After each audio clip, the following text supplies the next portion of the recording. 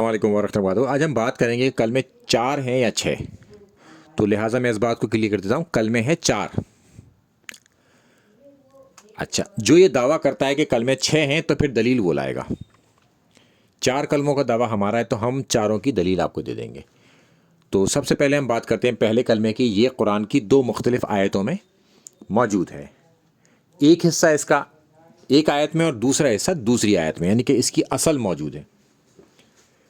Chapter 37 آیت number 35 میں لا الہ الا اللہ، کہ اللہ کے سوا کوئی معبود برحق نہیں، اور چیپٹر 48 آیت نمبر 29 میں موجود ہے محمد رسول اللہ، کہ محمد صلی اللہ علیہ وسلم اللہ کے رسول ہیں۔ یہ آپ کو مل گئی اصل۔ اب اس کی فردر ایکسپلینیشن میں ہم دوسری حدیث رکھیں گے، صحیح مسلم کی 93، کہ یہاں پر موجود ہے لا الہ الا اللہ وَأَنَّ محمد الرسول اللہ۔ اچھا، اب وَأَنَّ محمد الرسول اللہ میں لوگ کنفیوژن کریٹ کر سکتے ہیں، وہ کہہ سکتے ہیں وَأَنَّ آ گیا اس میں، تو وَأَنَّ کا مطلب سے آپ سمجھ جائیں گے کہ اس کا کیا مطلب ہوتا ہے۔ وا کا مطلب ہوتا ہے اور انا کا مطلب ہوتا ہے یہ کہ۔ اب آپ اس ترجمے کو سن لیں تو پھر آپ کو بات یہ بالکل کلیئر ہو جائے گی کہ اللہ کے سوا کوئی عبادت کے لائق نہیں، اور یہ کہ وَأَنَّ کا مطلب ہوا اور یہ کہ محمد رسول اللہ صلی اللہ علیہ وسلم اس کے رسول ہیں۔ کہ اس ٹرانسلیشن سے آپ کو پتہ چل گیا کہ بات یہ وہی ہے، مگر یہ ان 2 آیتوں کی فردر ایکسپلینیشن ہے۔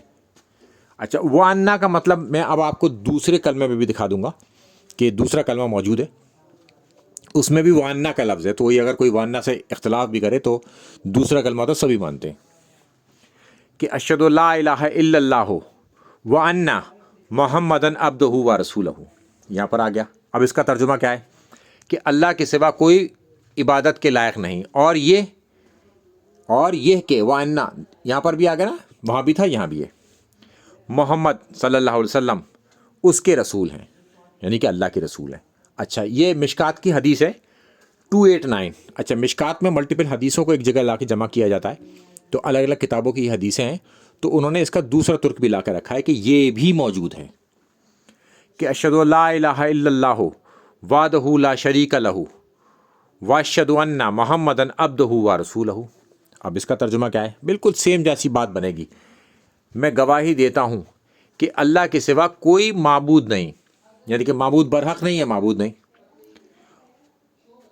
وہ یکتا ہے، یعنی کہ وہ اکیلا ہے، اس کا کوئی شریک نہیں، یعنی کہ اس کے جیسا تو کوئی دوسرا ہی نہیں ہے، اور میں گواہی دیتا ہوں کہ محمد صلی اللہ علیہ وسلم اس کے بندے ہیں اور اس کے رسول ہیں۔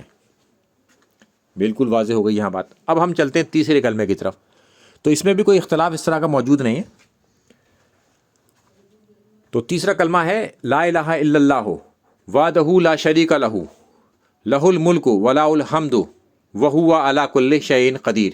یہ آپ کو بالکل ہر جگہ مل جائے گا، اور اس کے آگے سے بھی آپ کو مل جائے گا الحمد للہ وسبحان اللہ ولا الہ الا اللہ واللہ اکبر ولا حول ولا قوۃ الا باللہ۔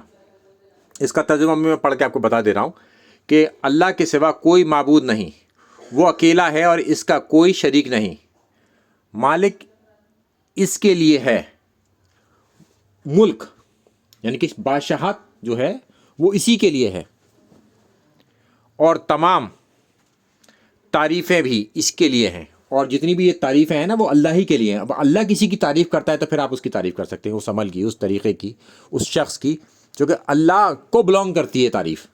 تو اللہ کسی کی تعریف کرنا چاہے تو وہ کر سکتا ہے، پھر ہم آگے سے اس کی بھی تعریف کریں گے۔ اچھا، اس میں کافی بریلوی اختلاف کرتے ہیں، تو یہ بات میں نے اس لیے یہاں پر کلیئر کر دی۔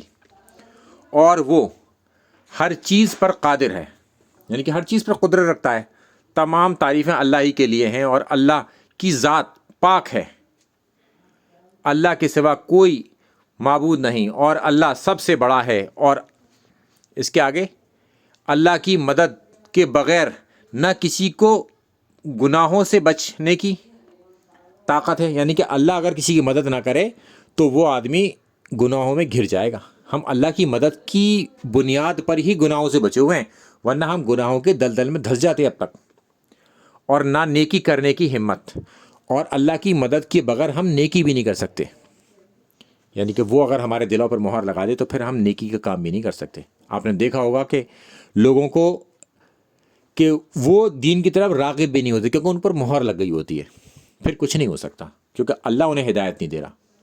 ہاں اگر وہ ہدایت کے طلبگار ہوں گے تو انشاءاللہ اللہ انہیں ہدایت دے گا۔ اچھا، اس کے بعد اللہ کے رسول صلی اللہ علیہ وسلم پڑھتے کہ اللہم، یہ پڑھتے اللہم اغفر لی، اللہم اغفر لی، کہ اے اللہ میں تیری مغفرت، نہیں میں اس میں غلط پڑھ گیا، کہ اللہم اغفر لی ترجمہ ہے اے اللہ میری مغفرت فرما دے، کہ اللہ سے اپنی مغفرت طلب کرتے ہیں۔ پھر اس کے بعد اب ہم چلتے ہیں چوتھے کلمے کی طرف، کہ رسول اللہ صلی اللہ علیہ وسلم فرماتے ہیں جو شخص اس کلمے کے حوالے سے کہ لا الہ الا اللہ وحدہ لا شریک لہ لہ الملک ولہ الحمد یحیی ویمیت وہو علی کل شیء قدیر۔ اس کا ترجمہ ہے کہ اللہ کے سوا کوئی معبود نہیں، وہ اکیلا ہے۔ ہر بار توحید بیان ہو رہی ہے، ہر بار توحید، کہ وہ اکیلا ہے، اس جیسا کوئی نہیں، اس کا کوئی شریک نہیں، اس کے لیے بادشاہت ہی ہے اور اس کے لیے حمد ہے، یعنی کہ حمد تعریف کو کہتے ہیں، اور وہی زندگی دیتا ہے، وہی ہمیں زندگی دیتا ہے اور وہی موت دیتا ہے، اور وہ ہر چیز پر قادر ہے، یعنی کہ ہر چیز پر قدرت رکھتا ہے۔ تو یہ ہیں وہ چار کلمے جو میں نے آپ کے سامنے ایکسپلین کر دیے۔ چاہیں تو اس کا جے پی جی بھی آپ اسکرین شاٹ کے ذریعے لے سکتے ہیں، اور اسلام 360 کے میں نے اس میں نمبر ڈال رکھے ہیں انٹرنیشنل نمبرنگ کے ساتھ، کوئی اس کو وہاں سے بھی لے سکتا ہے، اور میں ڈسکرپشن باکس میں بھی یہ چاروں دلیلیں لگا دوں گا انشاءاللہ تعالیٰ، تو اس سے تمام بات کلیئر ہو جائے گی۔ السلام علیکم ورحمۃ اللہ وبرکاتہ۔